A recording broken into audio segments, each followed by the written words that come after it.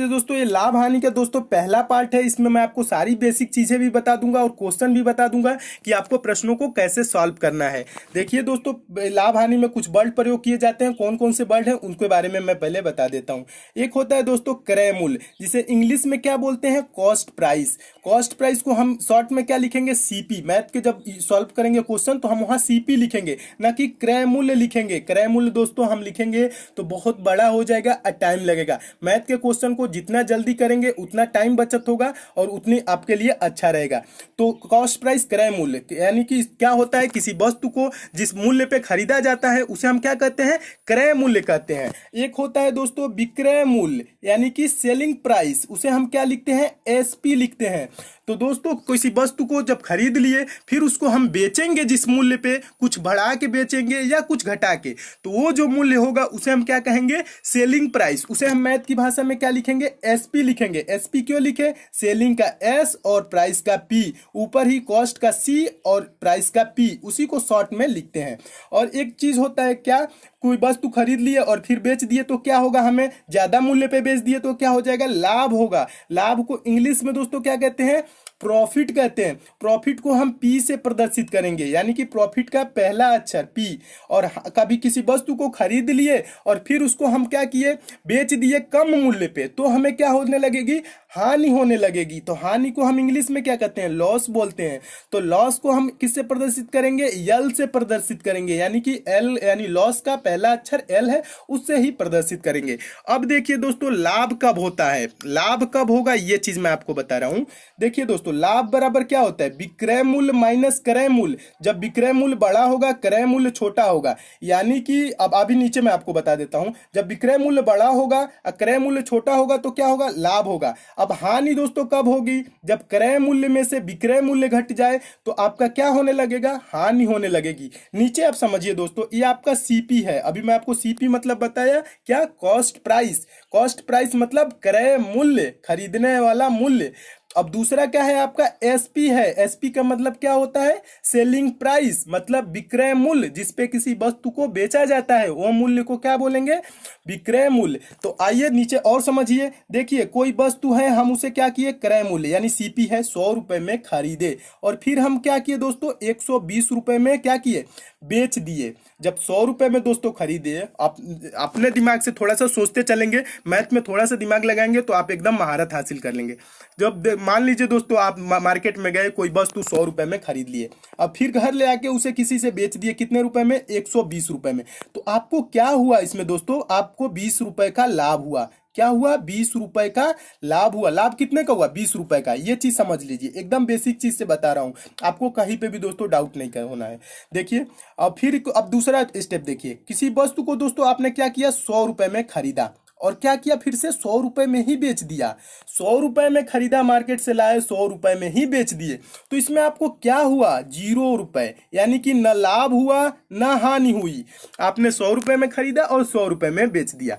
Next दोस्तों देखिए, आपने किसी वस्तु को 100 रुपए में खरीदा, मार्केट से आप कोई वस्तु 100 रुपए में खरीद के लाए, फिर क्या किया, आपने उसे 80 रुपए में बेच दिया। बताइए आपको क्या होगा, लाभ होगा कि हानि होगी, आपको हानि होगी। कितने रुपए की, 20 रुपए की। 20 रुपए की हानि होगी क्योंकि आपने 100 रुपए की वस्तु खरीदा था और 80 रुपए में बेच दिया, तो आपको क्या होने लगा, वहां पे हानि होने लगी 20 रुपए की। ये चीज समझ गए, ये लाभ हानि समझ गए। तो अब नीचे देखिए दोस्तों, आपको अगर दोस्तों लाभ प्रतिशत निकालना होता है, इसमें दोस्तों कभी कभी इतना आसान नहीं देता है कि आपने 500 रुपए की वस्तु खरीद के लाए, 600 रुपए में बेच दिए, तो आपको कितने रुपए का लाभ हुआ, तो 100 रुपए का लाभ हुआ। इतना आसान क्वेश्चन नहीं आता है। आपको लाभ हानि के प्रश्नों को प्रतिशत में निकालना होता है। तो प्रतिशत में कैसे निकालेंगे उसको मैं आपको समझा रहा हूं। अगर जो दोस्तों आपको लाभ प्रतिशत निकालना हो तो उसके लिए फार्मूला होता है, छोटा सा होता है, बेसिक होता है। इसको मैं समझा रहा हूं। जब लाभ निकालना है तो हम लिखेंगे लाभ बटा क्रय मूल्य गुणे 100%। इसे आप लिखेंगे लाभ प्रतिशत बराबर क्या होता है, लाभ बटा क्रय मूल्य गुणे 100%। उसी को हम ऐसे कैसे मैथ की भाषा में शॉर्ट में कैसे लिखेंगे, P%, यानी कि प्रॉफिट परसेंट बराबर प्रॉफिट अपॉन सीपी, यानी कि क्रय मूल्य, यानी कि लाभ बटा क्रय मूल्य और गुणे 100%। ये चीज हो जाएगा, ठीक है। अब नेक्स्ट देखिए दोस्तों, अगर जो हमें हानि निकालना हो, हानि प्रतिशत बराबर क्या होगा, हानि बटा क्रय मूल्य गुणे 100%। दोस्तों दोनों केसेस में लाभ एवं हानि दोनों में क्रय मूल्य जो होगा वो नीचे होगा। क्या होगा? क्रय मूल्य क्या होगा? नीचे होगा। अब इसमें लाभ निकालना है तो लाभ को हम ऊपर लिख देंगे और उसके बाद से बटा नीचे क्रय मूल्य और गुणे 100% लिख लेना है। अब हानि में क्या करना है? हानि को हम क्या करेंगे? ऊपर लिख देंगे और बटा नीचे क्या लिख देंगे? क्रय मूल्य लिख देंगे और गुणे 100%। अब इसको शॉर्ट में आप कैसे लिखेंगे? देखिए, लॉस परसेंट बराबर L/CP इंटू 100%, यानी कि लॉस बटा कॉस्ट प्राइस इंटू 100%। आप इंग्लिश हिंदी दोनों मीडियम में आपको बता दूंगा, आपको किसी भी प्रकार से दिक्कत नहीं होगी। ठीक है, तो यहाँ पे भी आप समझ सकते हैं कि क्या हो जाएगा। इसमें शॉर्ट में इतने में ही लिख लेंगे और हिंदी में अगर जो इतना बड़ा लिखे तो इतना आपको लिखना पड़ेगा। इसलिए दोस्तों शॉर्ट का कट का आप प्रयोग ज्यादा करेंगे तो आप टाइम की बचत भी करेंगे। तो ये चीज आपको दोस्तों समझ में आ गई होंगी कि लाभ परसेंट बराबर लाभ बटा क्रय मूल्य गुणे 100, हानि परसेंट बराबर हानि बटा क्रय मूल्य गुणे 100%। ये चीज आपका होता है। तो आइए मैं आपको एक क्वेश्चन देता हूं। देखिए आपका ये क्वेश्चन रहा, बेसिक क्वेश्चन है। इस पे आप समझ लीजिए कि इस टाइप के क्वेश्चन आएंगे तो आप कैसे सॉल्व करेंगे। इंपॉर्टेंट क्वेश्चन है, इस टाइप के क्वेश्चन पेपर में भी पूछे जाते हैं।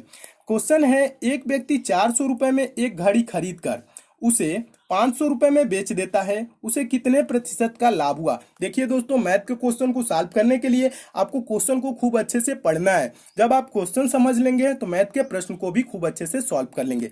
तो क्वेश्चन आपका क्या कह रहा है? एक व्यक्ति है, वो 400 रुपए में एक घड़ी खरीदता है और उसे 500 रुपए में बेच देता है, तो उसे कितने प्रतिशत का लाभ हुआ? यानी कि क्रय मूल्य सीपी उसका क्या है, उसने कितने रुपए में खरीदा, बताइए उसका सीपी क्या है दोस्तों। ये चीज रहा आपका सीपी, यानी कि खरीदा कितने रुपए में, तो यहाँ पे पढ़ेंगे 400 रुपए में खरीद कर, यानी कि सीपी जो है कास्ट प्राइस उसका 400 रुपए है।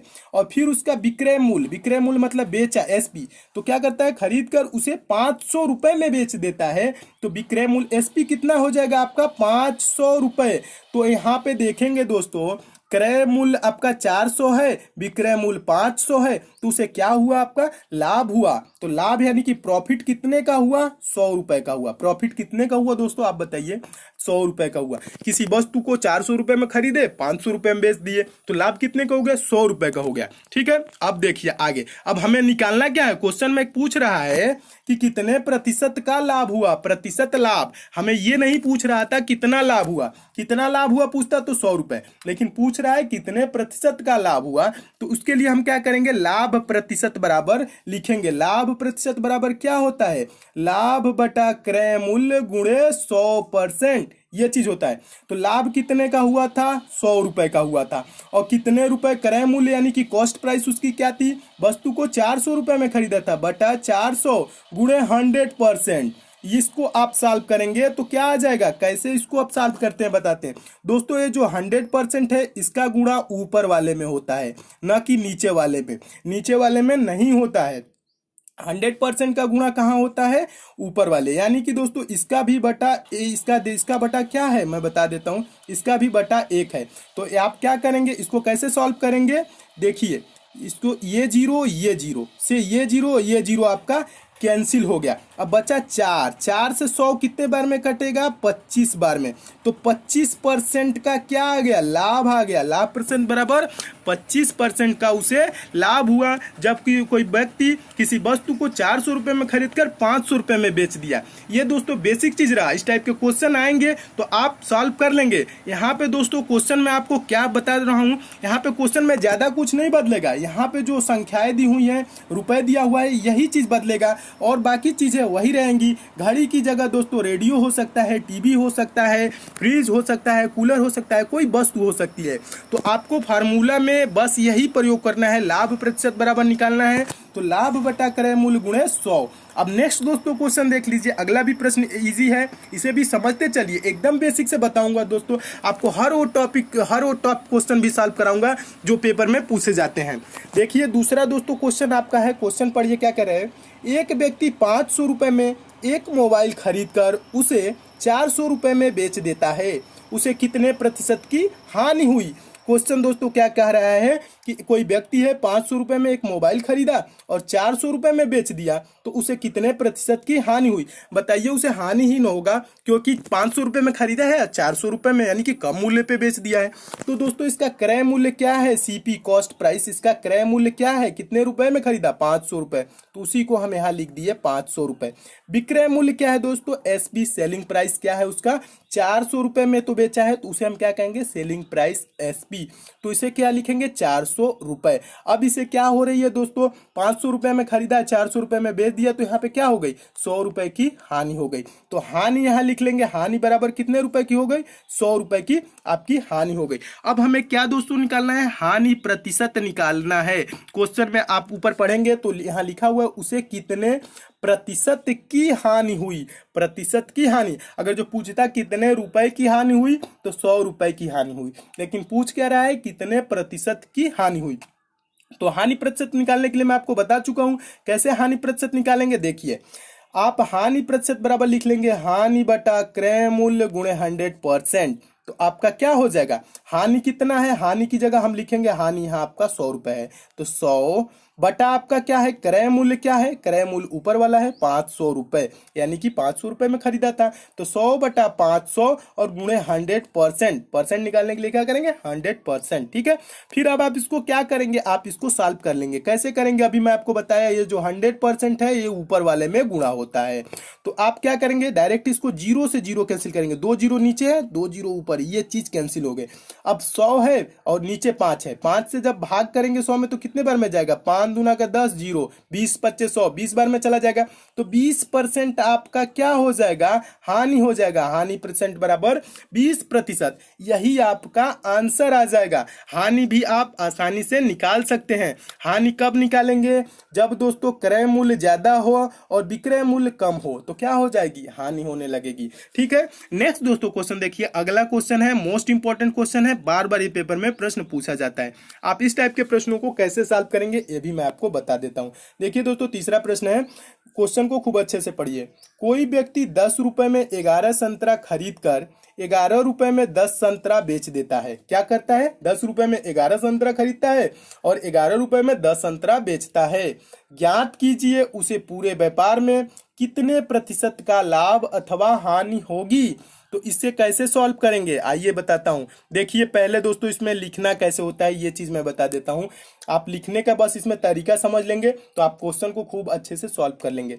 लिखना क्या होता है, देखिए पहले हम यहाँ क्या लिखेंगे, वस्तु लिखेंगे। क्या चीज लिखेंगे, वस्तु, और यहाँ क्या लिखेंगे, मूल्य। वस्तु लिखेंगे और मूल्य लिखेंगे।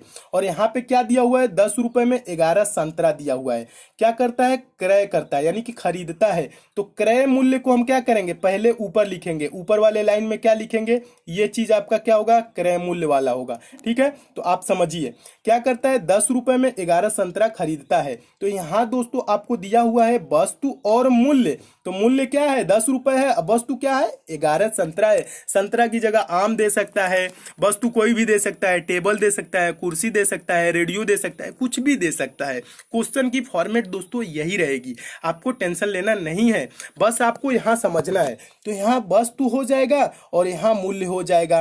तो वस्तु के नीचे कितना संतरा खरीदा है दोस्तों, 11 संतरा, तो 11 लिख देंगे यहाँ पे। और मूल्य क्या है, 10 रुपए है, तो 10 रुपए यहाँ लिख देंगे। ये चीज समझ गए, यानी कि ये क्या किया, क्रय किया, ये चीज क्रय दर। नीचे क्या लिखेंगे, नीचे वाले लाइन में विक्रय दर, बेचता कैसे है। देखिए 11 रुपए में 10 संतरा बेचता है, तो 11 रुपए में 10 संतरा बेचता है। तो वस्तु क्या है यहाँ पे, आप समझिए, यहाँ पे जो आपका क्वेश्चन कह रहा है ये वस्तु है। तो वस्तु कितना है, 10 संतरा, कितने रुपए में, यहाँ पे 10 लिख देंगे। और कितने रुपए में, 11 रुपए में, तो 11 को कहाँ लिखेंगे, यहाँ लिखेंगे, मूल्य के नीचे लिखेंगे। ठीक है, बस आपको कुछ नहीं करना रहता है। अगर जो इस टाइप से दे क्वेश्चन को, तो आप सीधा क्या करेंगे, उल्टा लिख देंगे। 10 रुपए में 11 संतरा, तो 11 संतरा 10 रुपए में, और फिर बेचता क्या है, 11 रुपए में 10 संतरा, यानी कि 10 संतरा 11 रुपए में बेच देता है। तो 10 वस्तु 11 रुपए में बेच देता है। ये चीज आपको बस लिखना है, लिखना आप समझ गए होंगे। कभी भी दोस्तों क्या करेंगे, क्रय मूल्य को यानी कि क्रय दर को ऊपर लिखेंगे, विक्रय मूल्य जो होता है यानी विक्रय दर, उसको हम हम नीचे लिखेंगे और प्रश्न को अच्छे से सॉल्व करेंगे। अब देखते हैं दोस्तों, आपको मैं बताता हूं प्रश्न को, देखिए कैसे सेकंडों में सॉल्व करते हैं। इसमें अब आपको कुछ नहीं करना है, आपको तिर्यक गुणा करना है। तिर्यक गुणा मतलब क्रॉस मल्टीप्लाई, ऐसे करना है, ऐसे करना है, ठीक है। तो पहले क्या है, आप ये चीज यहां से उठाएंगे, 11 गुणे 11, इसे लिख लेंगे 11 गुणे 11। फिर दोस्तों आप क्वेश्चन कैसा हो भी हो, बीच में क्या करते हैं, माइनस का चिन्ह लगाते हैं। यहाँ पे 11 गुणे 11 ये चीज कर लेंगे, ये चीज 11 गुणे 11, बीच में आपका माइनस का चिन्ह। और फिर हम क्या करेंगे, ये 10 गुणे 10, इसे कर लेंगे 10 गुणे 10। और फिर बटा में दोस्तों हम क्या लिखते हैं, यही चीज लिखते हैं, जो ये 10 गुणे 10 लिखे हैं वैसी चीज को हम बटा में भी नीचे लिख देते हैं और गुणे 100% कर देते हैं। आपका क्वेश्चन सॉल्व हो जाता है। कैसे, देखिए सेकंडों में मैं आपको बता रहा हूं। देखिए जब 11 गुणे 11 ये चीज आपका पहले करना है, ये चीज यहां से स्टार्ट करेंगे, 11 गुणे 11 माइनस 10 गुणे 10। फिर उसके बाद से बटा क्या कर लेंगे, 10 गुणे 10 और गुणे 100%। फिर देखिए आपका क्वेश्चन कैसे सॉल्व होता है, 11 गुणे 11 करेंगे तो 121 आ जाएगा और माइनस को चिन्ह है तो माइनस लिख देंगे। और फिर 10 गुणे 10 करेंगे तो 10 दहा में 100 हो जाएगा। और फिर बटा 10 गुणे 10 है तो 10 दहा में 100, ये भी चीज हो गई। तो आप इसको कैसे सॉल्व करेंगे, आसान भाषा में मैं आपको बता रहा हूं। ये 100 है तो ये भी 100 है, 100 से 100 आपका क्या होगा, कैंसिल हो जाएगा। और 121 में से आप 100 घटाएंगे तो कितना बचेगा, 121 में से आप 100 घटा देंगे तो कितना बचेगा, 21% बच जाएगा। 21% यानी कि इसके 21 के आगे क्या चिन्ह आ रहा है दोस्तों, प्लस का चिन्ह आ रहा है। 21 के आगे क्या आ रहा है, प्लस का चिन्ह आ रहा है, तो 21% लाभ हो जाएगा। जब दोस्तों प्लस में संख्याएं आएंगी तो उतना प्रतिशत लाभ हो जाएगा। ये क्वेश्चन मैं उम्मीद करता हूं आप अच्छे से समझ गए होंगे। नेक्स्ट दोस्तों क्वेश्चन देखिए, अगला प्रश्न है मोस्ट इंपोर्टेंट प्रश्न है, ये भी प्रश्न उसी टाइप का है, इसे भी आप अच्छे से समझ लीजिए। देखिए इस प्रश्न को समझने के लिए आपको खूब अच्छे से क्वेश्चन पढ़ना है। चौथा क्वेश्चन मोस्ट इंपोर्टेंट, देखिए एक दुकानदार कुछ अमरूद 15 रुपए में 6 अमरूद की दर से खरीद कर 5 रुपए में 4 अमरूद की दर से बेचता है। ज्ञात कीजिए उसे पूरे व्यापार में कितने प्रतिशत का लाभ अथवा हानि होगी। तो देखिए अब आपको क्या करना है, वैसे ही लिखना है। वस्तु है, यहाँ मूल्य है, यहाँ पे क्रय दर ऊपर है, फिर नीचे वाले लाइन में विक्रय दर। फिर अब आप क्या करेंगे, क्या करता है, कुछ अमरूद 15 रुपए में 6 अमरूद की दर से, यानी कि 6 वस्तु 15 रुपए में खरीदा। फिर उसे क्या किया, खरीद कर 5 रुपए में 4 अमरूद की दर से बेचता है, यानी कि 4 वस्तु 5 रुपए में, तो 4 वस्तु 5 रुपए में, यहाँ पे ये चीज हो गई। बस इतना कर लिया। अब आपको क्या करना है, क्रॉस मल्टीप्लाई यानी कि तिर्यक गुणा। तो तिर्यक गुणा कैसे करेंगे, 6 गुणे 5 कर देंगे और फिर 15 गुणे 4 कर देंगे, ऐसे करेंगे तिर्यक गुणा।